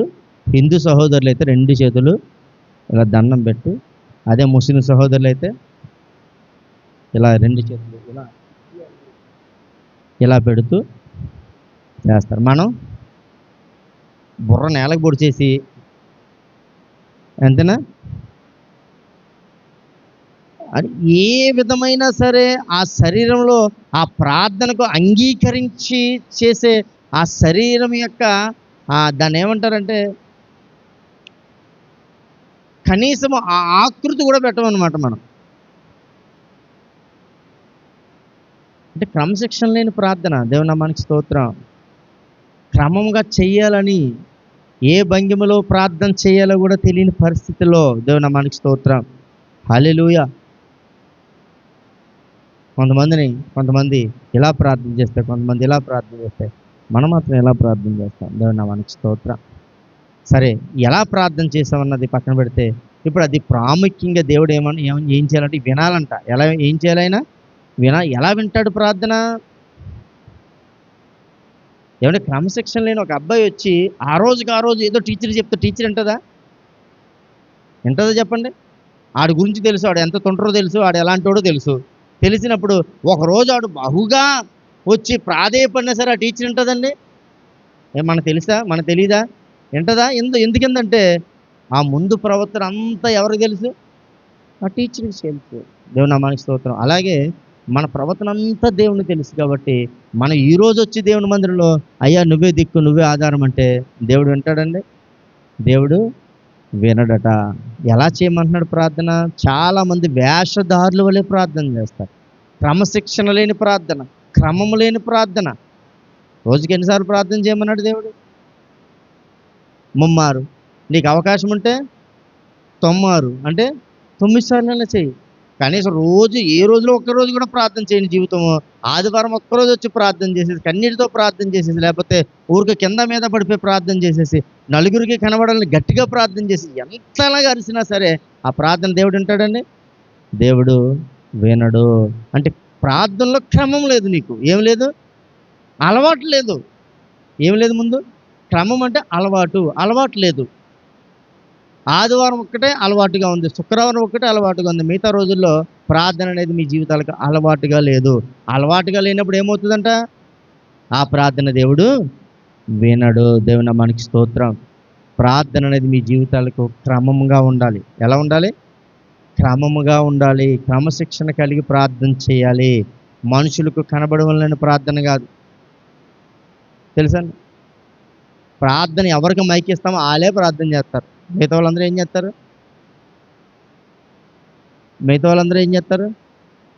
ఎవరి పనులు చూసుకుంటారు. దేవుని నామానికి స్తోత్రం. మీరు ఎవరిని మోసగించగలరంట? ఎవరిని మోసగించగలరు? దేవుని మోసగించలేరమ్మాయి. నన్ను మోసగించగలరు అంతే. లేకపోతే ఇక్కడ ఈ స్థానంలో ఇంకెవరు నిలబడినా, ఏ మందిరున్నా సేవకుని మోసగించగలరు, లేకపోతే నీ పక్కన ఉన్న ఆ వ్యక్తిని మోసగించగలరు అంతే. ప్రార్థనలో ఏకీభవించండి అని అరుచుకోవడం తప్ప ఏ రోజన్నా ప్రార్థనలో ఏకీభవించవా? అక్కడ ఇందాక చదివిన కొరింథీ సంఘంలో రాసిన మాటగా ప్రవశించుట ఆసక్తితో అపేక్షించుడి అని రాయబడి ఉంది. ఫస్ట్ మాట అదిగా చదువుకున్నా కొరింథీలు రాసిన పత్రికలో. అంటే ఏంటి? ఆమె ఏం మాట్లాడుతుందో, ఏం ప్రవశిస్తుందో, ఏం వాక్యం ఉంటుందో, ఆ తల్లిగారు చేసిన ప్రార్థన మొదటి నుంచి లాస్ట్ వరకు చెప్పమని నేను ఇప్పుడు చెప్తాను. అంటే ఎప్పుడైతే ఆసక్తితో విన్నామో ఆసక్తి ఏం చేస్తుందంటే మన జ్ఞాపకం ఉంటుంది. అందులో పలికే మాట ఆ తల్లే కాదు, మీరే కాదు, ఎవరైనా మీరు చేసే ప్రార్థనలన్నీ నా నోట్లో ఉంటాయి. ఎందుకంటే ఆ మాటలు మనం ఆసక్తితో విన్నప్పుడు అవి మన జీవితాల్లో ఫలింపులోనికి వస్తాయి. గట్టిగా చెప్పలు కొట్టండి. దేవుని నామానికి స్తోత్రం. అంతేగాని మౌనంగా ఉండో, లేకపోతే మన పని ఏదో చూసుకోనో, దిక్కులు చూసుకోనో, అక్కడ ప్రార్థన జరుగుతుంటుంది. ఈ ఉన్న 100 కళ్ళులో 90 కళ్ళు నా వంక చూస్తూ ఉంటాయి. ఇది నేను ఎక్కడికి పారిపోయినట్టుగా. మళ్ళీ నేను చూస్తున్నానేమో నువ్వు దొంగ చూపులు. అంటే ఏంటి అర్థం? ప్రార్థన ఏకీభవించే క్రమం అది. ఒకరు ప్రార్థన చేస్తున్నారంటే ఆ ప్రార్థన ఎలాగ అపేక్షించమన్నాడు? ఆసక్తితో అపేక్షించిన ఏం ప్రవశిస్తుందో, అతను ఏం ప్రవశిస్తున్నాడో, ఆ మాటలు దేని కొరకు, ఆ ప్రార్థనలు దేని కొరకు మాట్లాడబడుతున్నాయి, అందులో ఏ దీవెనకరమైన మాట ఉంది, ఏం తప్పించమంటున్నాడు, దేవుడు ఏం తప్పిస్తున్నాడు, ప్రతిదీ కూడా వినాలి. దేవుని నామానికి స్తోత్రం. విని కనీసము మనం చేయలేకపోయిన ప్రతి మాటకు ఆమెనో, లేకపోతే దాని సందర్భంలో అవును తండ్రి అనో, లేదు తండ్రి తీసేయి తండ్రి అనో, ఏదో ఒక మాటను మనం కనుక అనగలిగితే దేవుడు తప్పక మన ప్రార్థనలు అంటాడు. దేవుని నామానికి స్తోత్రం. హల్లెలూయా. ప్రార్థన ఇస్తేనే ప్రార్థన కాదు, ప్రార్థన చేయమన్న వాళ్ళే ప్రాముఖ్యులు కాదు. అర్థమైందా? ఆ చేయమన్న ప్రార్థన ఈ సంఘం మట్టుగా వినబడుతుంది, కానీ నీ ప్రార్థన ఎవరికి వినబడుతుంది? దేవునికి వినబడుతుంది. దేవుని నామానికి స్తోత్రం. హల్లెలూయా. కాబట్టి అసలు ప్రార్థన చేస్తున్నప్పుడు అపోస్తలుడైన పౌలు దొంగగా ఉన్నాడు, నరహంతుడిగా ఉన్నాడు, అన్నీ ఉన్నాడు, కానీ అతడు ప్రార్థనలో ప్రభువుని చూశాడంటే ఎలా సాధ్యం అది? ఒక మాట చూడండి, మీకు చూపిస్తే మంచి చాలా ప్రాముఖ్యం మాట. అపోస్తల కార్యాలు 22వ అధ్యాయం 17 వచనం చూడండి. చాలా ప్రాముఖ్యమైన మాట చూడండి ఒకసారి, అందరూ తీయండి. అంతట నేను యెరూషలేమునకు తిరిగి వచ్చి దేవాలయంలో ప్రార్థన చేయుచుండగా పరవశుడునై ప్రభువును చూసితనే. గట్టిగా చెప్పలు కొట్టండి, దేవుని నామానికి స్తోత్రం. యెరూషలేమునకు వచ్చి దేవాలయంలో ప్రవేశించి ప్రార్థన చేస్తే ఎవరిని చూడాలంట? ఎందుకు? ప్రార్థనలో దేవుణ్ణి చూసిన వాడు ప్రార్థన దేవుడు విన్నాడని అర్థం. దేవుని నామానికి స్తోత్రం. ప్రార్థనలో లోకాన్ని చూసేవాడు దేన్ని చూసినట్టు? ఇప్పుడు దేవుని చూసినట్ట, లోకాన్ని చూసినట్ట? లోకంలో ఉన్న కోరికలన్నీ డీమార్ట్లో సామాన్లు కొన్న లిస్ట్ లాగా వరసెట్ వచ్చేస్తాయి. దేవుని నామానికి స్తోత్రం. ప్రభుని చూడలేరు. ఎందుకంటే నీకు కావాల్సిందంటే ప్రభుకి తెలుసు. దేవుని నామానికి స్తోత్రం. నిన్న మా సంఘంలో మందిరంలో ప్రార్థన జరిగింది, మా ఇంటికాడ. ఓన్లీ సేవకుల మీటింగ్. మందిరాలు కావాలని, గృహాలు కావాలని రకరకాల ప్రార్థన చేస్తున్నారు. లాస్ట్ 5 నిమిషాలు చెప్పాను వాక్యం. నీకు కావాల్సింది ఏంటో ఎవరికి తెలుసు? దేవునికి తెలుసు. నువ్వు సంఘం కావాలంటే నువ్వు ప్రార్థన చేస్తావుద్దా? నీకు తగిన సంఘం ఉండాలి. దేవుని నామానికి స్తోత్రం. ముందు ఆత్మ నీలో ఉండాలి. ఎవరిలో ఉండాలి? చెప్పేవాడిలో ఉండాలి. ఆ పని మొదలు పెట్టేవాడిలో ఆ క్రమము, ఆ నిబద్ధత, ఏమండి, ఆ నిజాయితీ, ఆ నీతి అన్నీ ఉంటే ఎవరిని అడగక్కర్లేదు.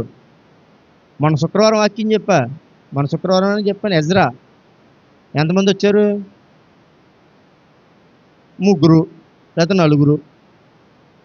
ఏమండి, దేవుని మందిరంలో ఎజ్రా దేని కొరకు ప్రార్థన చేయట్లేదు, కానీ దేవుడు కోరేష్తో మాట్లాడేస్తున్నాడు, అర్థహసస్తో మాట్లాడేస్తున్నాడు. వాళ్ళందరూ ఎవరు? పార్షిక దేశం ఒక రాజ్యం అయితే ఇంకొకటి బబులోను రాజ్యము. ఎందుకు మాట్లాడుతున్నాడు దేవుడు? ఏమని అడుగుతున్నాడు ఎజ్రా? ఎజ్రా అంటే ఎవరు? సేవకుడు. ఏమని మాట్లాడుతున్నాడు? దేవుని మందిరం కట్టబడాలి. ఏమండి, దాని ఆశ ఏంటో దేవునికి తెలుసు, తన కోరిక ఏంటో దేవునికి తెలుసు. దేవునికి చెప్పట్లేదు. మీరు ఎజ్రా గ్రంథం దేంటి పైనుంచి వరకు ఎక్కడ ఎజ్రా దేవునికి చెప్పడం, కానీ ఆసక్తి ఏంటో దేవునికి తెలుసు. గట్టిగా చెప్పలు కొట్టండి, దేవుని నామానికి స్తోత్రం. హల్లెలూయా. ఏది కూడా దేవునికి చెప్పక్కర్లేదు. నీ ఆసక్తి ఏంటో దేవునికి తెలుసు. హల్లెలూయా. ఫేస్బుక్లో ఉందా, మేకప్లో ఉందా, లేకపోతే తిరిగే విధానాల్లో ఉందా, లేకపోతే దేవుని మందిరంలో ఉందా, పాటల్లో ఉందా, ఆరాధనలో ఉందా, దేవుని ఆత్మ మీద ఉందన్నది ఎవరికి తెలుసండి? దేవునికి తెలుసు. కాబట్టి నీ ఆసక్తిని బట్టి నేను ఉంచుతాడు దేవుడు. అది ఆలోచన చేసుకొని ప్రియులరా, దేవుని నామానికి స్తోత్రం. నీ ఆసక్తి ఏదైతే దేవుడిని అలా ఉంచుతాడు. ఒక మంచి విశ్వాసిగా ఉండాలనుకున్నావు దేవుడు అలాగ ఉంచుతాడు. మంచి సేవకురాలు సేవకుడు అవ్వాలనుకున్న దేవుడు అలా ఉంచుతాడు. ఏమండి, నీ ఆసక్తి ఏంటో దేవునికి తెలుసు. కాబట్టి ఇప్పుడు ఏమంటున్నాడు? నేను ప్రార్థన చేసినప్పుడు, దేవుని మందిరానికి తిరిగి వచ్చి, నేను యెరూషలేమునికి తిరిగి వచ్చి యెహోవా మందిలో ప్రార్థన చేసినప్పుడు ప్రభువుని చూసిస్తేనే అన్నాడు పౌలు. ఎవరైనా చెప్పగలిగారా సాక్ష్యం?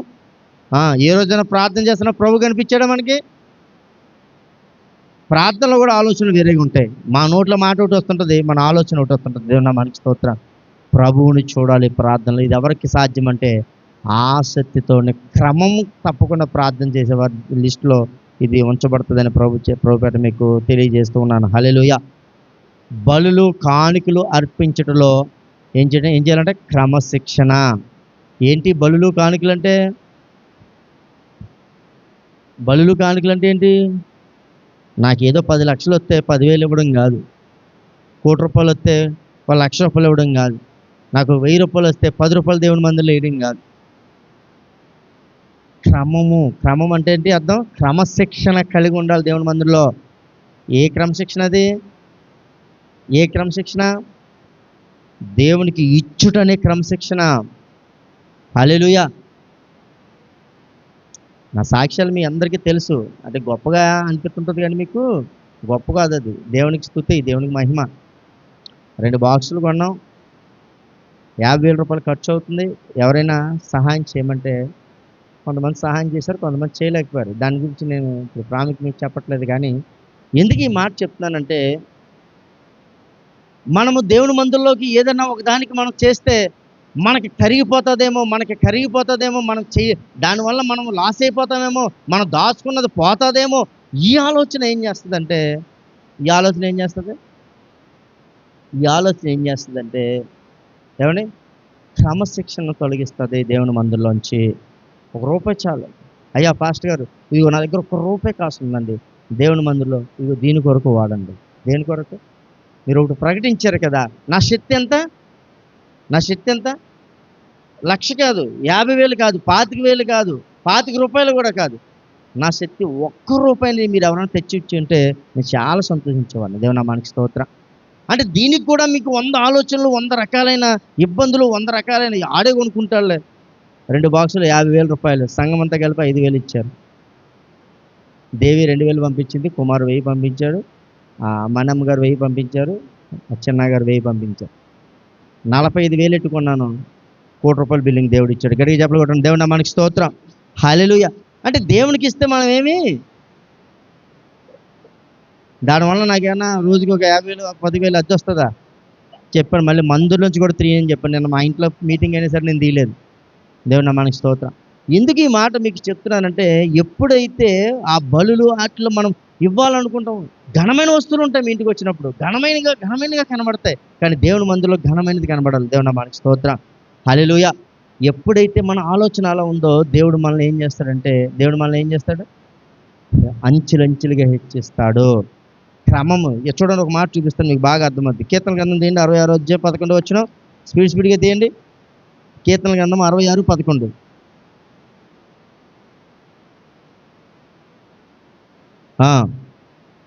నీవు బందీ గృహములో మమ్మల్ని ఉంచితివి, మా నడుము మీద గొప్ప భారం పెట్టితివి, నరులు మా నెత్తి మీద ఎక్కినట్లు చేసేతివి, మేము నిప్పులలోను నీళ్ళలోను పడితిమి, అయినను నీవు సమృద్ధి గల చోటికి మమ్మల్ని రప్పించి ఉన్నావు.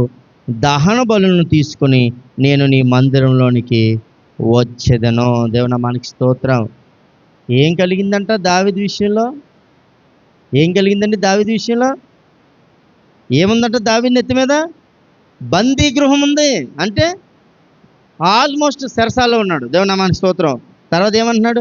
మా నడుముల మీద గొప్ప భారం, మేము నడవలేక, నడుముకి ఏదన్నా బండ కట్టి నడమంటే మనిషి నడవగలరా? అటువంటి భారము దావీదు జీవితంలో ఉంది. ఆయనను చూడండి, మేము నిప్పులలోను నీళ్ళలోను పడితిమి. అంటే ఎక్కడ పడ్డాడు? అన్ని విషయాల్లో. అసలు నిప్పులు నీళ్ళు అంటే అర్థం ఏంటి? తేరుకోలేని పరిస్థితిలో ఉన్నాడు. అయినను నీవు సమృద్ధి గల చోటికి మమ్మల్ని రప్పించి ఉన్నావు. గట్టిగా చెప్పాలంటే, ఎంత బాధల్లో ఉన్నా దేవుని మందిరానికి వస్తే ఇదే సమృద్ధి అయిన చోటు. ఇప్పుడు ఈ సమృద్ధి అయిన చోటుకి ఎలా వచ్చాడట?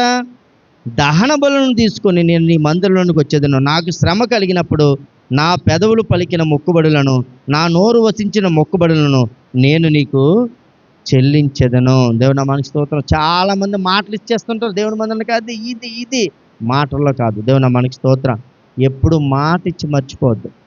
దేవుని మందిరానికి ఏదన్నా ఒకటి ఇస్తానన్నావా, ఏమండి, అది ఖచ్చితంగా ఇచ్చి తీరాలి. ఇవ్వనని ఇస్తానని దేవుని దగ్గర వాగ్దానం మటుకు చేయొద్దు. అననీయ సప్ఫీరాలు ఏం చేశారు? అడిగాడా పేతురు? ప్రకటించాడు అంతే సంఘంలో. మీకు ఏమైనా కావాలితే, మీకు ఏమైనా ఇబ్బంది ఉంటే మొత్తం సమసమాజం నిర్మిద్దాం, మీరు తీసుకురండి అన్నప్పుడు బయలుదేరి అబద్ధపు సాక్ష్యంతో వచ్చారు. దేవుని నామానికి స్తోత్రం. అబద్ధ సాక్షి వారి జీవితాల్లో ఏం తీసుకొచ్చింది? నాశనం తీసుకొచ్చింది.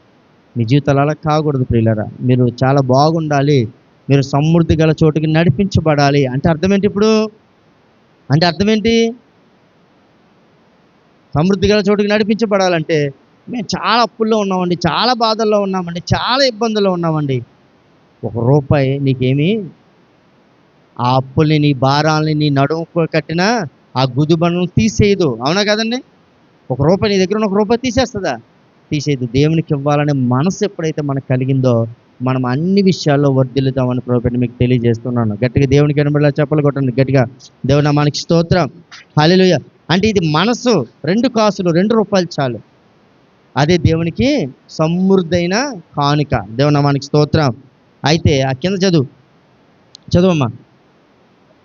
పొట్టేళ్లను, దూపమును, క్రొవ్విన గొర్రెలను తీసుకొని నీకు దహన బలులను అర్పించేదను, ఎద్దులను, మేకపోతులను అర్పించేదను. దేవుని యందు భయభక్తులు గలవారులారా, మీరందరూ వచ్చి ఆలకించుడి. ఆయన నా కొరకు చేసిన కార్యములు నేను వినిపించెదను. ఆయనకు నేను మొరపెట్టితిని. అప్పుడే నా నోట శ్రేష్టమైన కీర్తన ఉండెను. దేవుని మనకి స్తోత్రం. ఎప్పుడైతే మనం అలాగా ఏమండి అంత ఇబ్బందుల్లో కూడా దేవునికి శ్రేష్టమైనది ఇస్తామో, దేవుడు శ్రేష్టమైనది మనకి ఇస్తాడండి. దేవుడు అనే స్త్రీ కాదండి. ఒకటికి ఎంత మీకు తెలిసే లెక్క? ఒకటికి ఎంత? ఒకటికి ఎంత అండి? నువ్వు ఒకటి ఇస్తే దేవుడు ఇచ్చేది ఎంత? ఇది కూడా తెలుదా? కాదు, పదింతలు ఇచ్చేది మీరు. రోజు ప్రార్థనలో అరిసి అరిసి అరిసి కొట్టుకుంటాను నేను. ఒకటి ఇస్తే దేవుడు ఇచ్చేది ఎంత? ఊరంతా వాడంతా కాదు, దానికి లెక్క ఉంది దేవుని దృష్టిలో. దేవుని మనకి స్తోత్రం. అంటే మనకి తెలియక మన బోల్డ్ ఎంత అంటాం. దేవుడికి ప్రతిదీ లెక్కే. తెలుసా మీకు? మనుషులు లెక్క పెట్టకుండా చేస్తారేమో కానీ దేవుడు లెక్క పెట్టకుండా ఏది చేయడు. 30 వంతులుగాను, 60 వంతులుగాను, 100 వంతులుగాను ఆశీర్వదింపబడుతుంది. దేవుని మనకి స్తోత్రం. ఇప్పుడు అర్థమైందా? ₹1 విలువ ఎంత? అమెరికా డాలర్ విలువ ఎంత మనకి?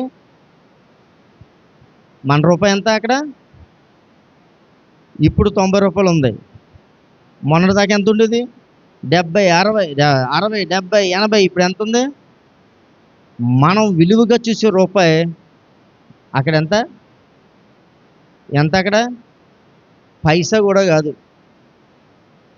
₹92 అక్కడ ₹1. దేవుని నామానికి స్తోత్రం. ఎందుకు హెచ్చిస్తున్నాడు దేశాలను దేవుడు? ఎందుకు హెచ్చిస్తున్నాడండి? ఎందుకు ఆశ్రదింపబడ్డాయి దేశాలు? ఎందుకు ఆశ్రదింపబడ్డాయి చెప్పండి? ఖత్తర్లో ₹1 $212. మన రూపాయి అక్కడ ఎంత?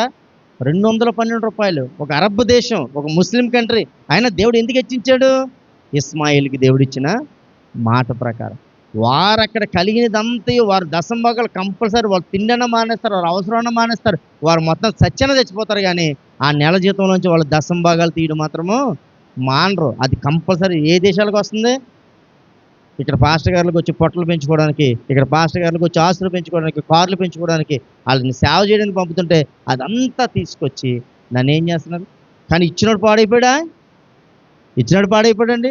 ప్రపంచ దేశాల మీద ఆధిపత్యం. దేవుని నామానికి స్తోత్రం. ఎందుకు ఇస్తున్నాడు దేవుడు ఘనత? ఎందుకు ఇస్తున్నాడు చెప్పండి? ఇచ్చినోడు ఎప్పుడు కూడా పాడైపోయాడు. ఒకటి ఇస్తున్నందుకు 30, ఒకటి ఇచ్చినందుకు 60, ఒకటి ఇచ్చినందుకు 100. దేవుడి దృష్టిలో అలా ఇస్తున్నాడు. 10 రెట్లు కాదు ఇచ్చేది. దేవుడు ఎన్ని రెట్లు ఇస్తున్నాడు? 30 వంతులుగా, 60 వంతులుగా, 100 వంతులుగా ఇస్తున్నాడు. ప్రియులారా, దేవుని నామానికి స్తోత్రం. పాస్టర్ గారి కానుకల కోసం మాట్లాడుతున్నారు మీరు అనుకో. మీరు ఆశీర్వదింపబడ్డానికి ప్రధానమైనదే కానుక. దేవుని నామానికి స్తోత్రం. హల్లెలూయా. ఆ కానుక పెట్టి దేవుని దృష్టిలో ఆశీర్వదింపబడితే మీ గృహం ఏం చేస్తుందంటే ఆశీర్వదింపబడుతుంది. నాకులాంటి సేవకుడు కూడా మీరు ఆలోచన చేస్తే ఇంకా బయట సేవకుల కోసం అయితే మీరు చెప్పుకోకర్లేదు చాలామంది. అంటే ఏంటి? సేవకు ఉపయోగించి, పేదలకు ఉపయోగించి ఇలాంటి కార్యక్రమాల్లో కూడా మీరు పాలుపోస్తులు కాకపోతే ఇంక మీరు క్రమశిక్షణ లేని వారిగా ఉన్నారు. దేవుని నామానికి స్తోత్రం. హల్లెలూయా. దేవునికి ఇస్తే మోసపోతామన్న లెక్కలో ఉన్నారు మీరు. దేవునికి ఇస్తే పాడైపోతాము, దేవునికి ఇస్తే అప్పులు పాలైపోతామన్న దృష్టిలో ఉన్నారు. మీకు తెలియాలని మాటలని నేను ఇంత విపులంగా నేను మీకు తెలియజేస్తూ ఉన్నాను.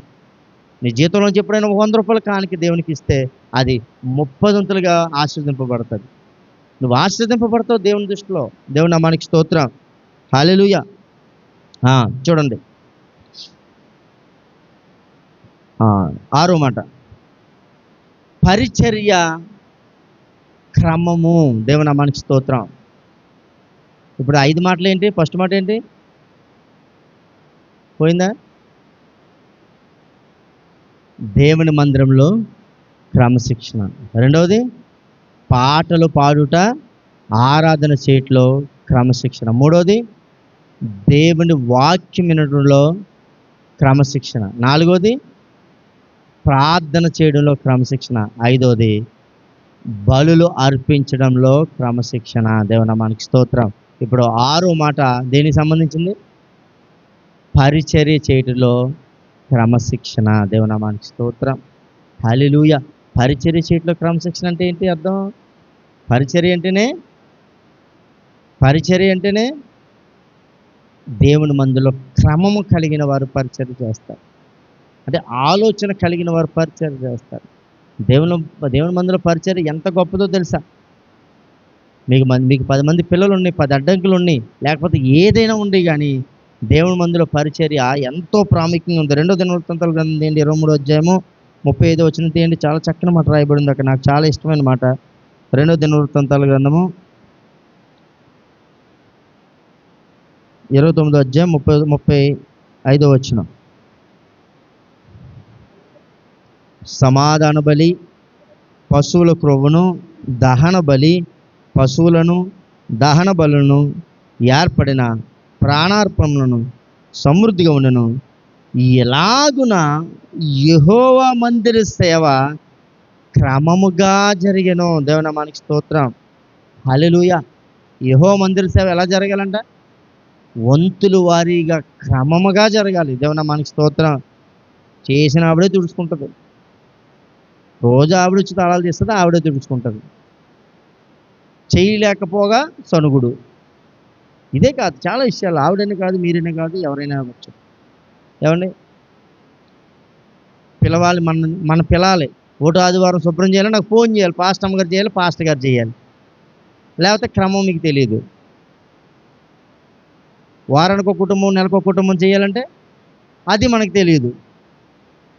మీరు రాబోతుకి శుభ్రంగా మీకు మంచినీళ్ళ దగ్గర నుంచి, కుర్చీల దగ్గర నుంచి మంచి శుభ్రంగా దేవుని మందిరం ఎలా ఉంటుందంటే అది ఎలాగా ఉంటుంది? ఎప్పుడైనా ఆలోచన చేశారా? మీరు మీ పిల్లలు వచ్చి సమృద్ధమైన ఆహారం తిని వెళ్తున్నారు కదా. సమృద్ధమైన ఆహారం అంటే భౌతికమైన ఆహారం గురించి మాట్లాడట్లేదు నేను, దేవుడు ఆత్మీయ ఆహారం కోసం మాట్లాడుతాను. ఎలా సిద్ధపరచబడుతుంది ఇదంతా? దీని కరెంట్ బిల్ ఎంత వస్తుంది? మందిరంలో 2 ఏసీలు, ఇంత సెటప్, ఇంత అలా, దీని కరెంటు బిల్ ఎక్కడి నుంచి వస్తుంది? ఈ కుర్చీలు ఎవరు వేశారు? నువ్వు కుర్చీ ఎవరు వేశారో ఒకసారి జ్ఞాపకం తెచ్చుకో. ఏ రోజైనా ఆలోచన చేసావా? పోనీ వేసినప్పుడు లేవు, తీసినప్పుడన్నా కుర్చీలన్నీ చక్కబెట్టిన రోజు ఏ రోజైనా ఉందా? ఏ రోజన్నా అయిపోయిన వెంటనే జెండా వందనం అయిపోయిన వెంటనే ఎవరికాలు డిస్పాచ్ అయిపోయినట్టుగా ఎవరికాలు మెట్లు అడావుడిగా దిగిపోవడమే తప్ప ఎవరైనా కనీసం ఆగి ఈరోజు దేవుని మందిరం శుభ్రం చేస్తానని ఆలోచన ఎవరికైనా ఉందా? మీకు క్రమశిక్షణ లేదు. ఏం లేదు మీకు? నోటితో చెప్పండి. మీకు క్రమశిక్షణ లేదు. దీనికి ముసలివారని కానీ, ఎంప్లాయీస్ అని కానీ, గొప్పవారని కానీ, హోదా కానీ, పరపతి కానీ, పలుకుబడి కానీ సున్నా. దేవుని మందిరంలో కలెక్టర్ అయినా, ప్యూన్ అయినా, కానిస్టేబుల్ అయినా, ఏమండి, ఆ పూట తెచ్చుకునేవాడైనా, లేకపోతే వారం రోజుల నుంచి పస్తు నుండి వచ్చినవాడైనా, ఎవరైనా దేవుని మందిరంలో ఒకటే, సమానమే. నేను గొప్ప అధికారినని, లేకపోతే నేను గొప్ప స్థాయి ఉన్న వాళ్ళని మీరు ఎవరు అనుకోవద్దు. మీరు అందరూ పరిచర్యకి పిలువబడ్డారు. దేనికి? పరిచర్యకి పిలువబడ్డారు. పరిచర్య క్రమముగా జరగాలి దేవుని మందిరంలో. ప్రియులారా, దేవుని నామానికి స్తోత్రం. హల్లెలూయా. మీరంత నడువొంగిపోయిన వారు కాదు, మీరంత పని చేయని వాళ్ళు కాదు, లేకపోతే మీకున్న భారాలు ప్రపంచంలో ఎవరికి లేవని కాదు. అర్థమైందా? క్రమం నేర్చుకోండి దేవుని మందిరంలో. ఆ క్రమము ఆశీర్వాదానికి కారణం. ఆ చివరి మాట అదే. దేవుని నామానికి స్తోత్రం. ఏమి నేర్చుకోవాలంట? మందిర సేవ క్రమముగా జరగాలి. ఎప్పుడు నేనే చేస్తానండి పాస్టర్ గారని విసుగుదల మీలో రాకూడదు. ఎప్పుడు మీరే చేసే విధంగా దేవుడు మిమ్మల్ని ఉంచాడేమో ఆలోచన చేసుకోండి. ఎప్పుడు మేమే చేయాలండి? అవును, ఎప్పుడు నువ్వే చేయాలి. దేవుడు నీకు అది ఇచ్చాడు అంతే. ఒక్కొక్కరికి చేతికర్ర ఇస్తాడు. ఏమండి, 3 కాళ్ళతో నడుస్తాడు. దేవుడు నాకు చేతికర్ర ఇచ్చాడా, నేను పారేస్తానంటే నడవలేవు. దేవుని నామానికి స్తోత్రం. అవునండి. ఆ కర్ర ఒకరికి 2 చేతుల్లో 2 కాళ్ళు, ఒక కాళ్ళు తీసేసి 2 చేతుల్లో 2 కర్రలు పెడతాడు. అంటే దేవుడు నాకు 2 కర్రలు ఇచ్చాడని గిరిసేస్తే మనిషి నడవలేడు. జాగ్రత్తగా ఆలోచన చేసుకోండి. మందిర సేవ అనేది క్రమంగా జరగాలి. ఎలా జరగాలి? క్రమంగా జరగాలి. అర్జెంట్ పని ఉంటే ప్రతిరోజు అర్జెంట్ పని ఉండదు కదా. దేవుని నామానికి స్తోత్రం. ఇది ఎప్పుడైతే చేయలేదో మీ జీవితంలో మీరు సరైన ఆ క్రమం నేర్చుకోకపోతే సరైన ఆశీర్వాదాన్ని మీరు పొందుకోలేని పొరపేట తెలియజేస్తూ ఉన్నాను. హల్లెలూయా. బాలుడైన సమయంలో మందిరంలో ఎలా ఉన్నాడంట? ఎలా ఉన్నాడు? బాలుడైన సమయంలో మందిరంలో ఎలా ఉన్నాడు?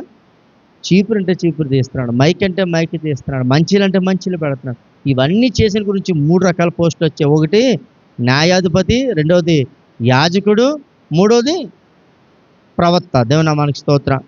హల్లెలూయా. కానీ అతని కుమారులు ఏం చేశారు? మందులో యాజకత్వము, మందులో సేవ క్రమంగా చేయలేక ఆ కుమారులందరూ నాశనం అయిపోయారు. దేవుని నామానికి స్తోత్రం. ఏలీ ఎంత పెద్ద సేవకుడు, తన కుమారులకి సరైన విధంగా నేర్పించకపోవడం వల్ల తన కుమారులందరూ ఏమైపోయారు? ఫీనిహాసు, హోఫ్నీ నాశనం అయిపోయారు. మనము చేస్తే ఇప్పుడు చూడండి, మీరు తల్లిలో ఉండి మీరు చీపురు తీసుకొని మీ పిల్లలు ఏం చేస్తారు? మీ పిల్లలు ఏం చేస్తారు? శాడ తీసుకొచ్చి అమ్మ ఇందులోకి ఎత్తి నేను వేస్తానంట. దేవుని నామానికి స్తోత్రం. మీరే స్టైల్గా హ్యాండ్ బ్యాగ్లు వేసిపోతూ ఉంటాయి. మీ పిల్లలకి అలవడుతుంది అది. సొట్టోలు, గుడ్డోలు, నడ్డోలు, ఎడ్డోలు, నడుము విరిగిపోయిన వాళ్ళు ఎవరైనా సరే దేవుని మందిర సేవకు అర్హులే. మేము ముసలోళ్ళం అనుకోకండి. మీ ఇంటికాడ మీరు చేసుకునే పని కంటే దేవుని మందిలో పని పెద్దది ఎక్కువ కాదు. మీరు ఆశీర్వదింపబడడానికి ప్రధాన కారణము క్రమం లేకపోవడము. అర్థమైందండి? అది. దేవుని నామానికి స్తోత్రం. చివరి మాట చూసుకుని దేవుని మాట ముగించుకుందాం. ఆశీర్వాదం పొందుకోవడంలో క్రమశిక్షణ. ఏం పొందుకోవడంలో?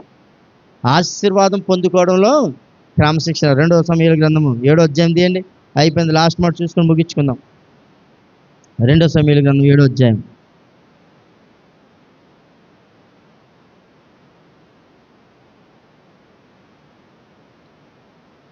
2వ సమూయేలు గ్రంథం 7వ అధ్యాయం 28వ వచనం చదవండి. యెహోవా నా ప్రభువా, మేలు దయచేయదువని నీవు నీ దాసుడని నాకు సెలవిచ్చుచున్నావే. నీవే దేవుడు గనక నీ మాట సత్యమే. దయచేసి నీ దాసుడైన నా కుటుంబము నిత్యము నీ సన్నిధి ఉండునట్లుగా దాన్ని ఆశీర్వదించుము. యెహోవా నా ప్రభువా, నీవు సెలవిచ్చి ఉన్నావు. నీ ఆశీర్వాదం నుండి నా కుటుంబము నిత్యము ఆశీర్వదింపబడును గాక. ఆమేన్. అంటే ఏం తెలిసింది ఇక్కడ? ఆశీర్వదింపబడ్డానికి కూడా దేవుడు క్రమాన్ని కోరుతున్నాడు. ఏం కోరుతున్నాడండి? క్రమం. దావీదు చాలా ఆశీర్వదింపబడ్డాడు. ఈ మాటలు పలుకుతున్నది దావీదు.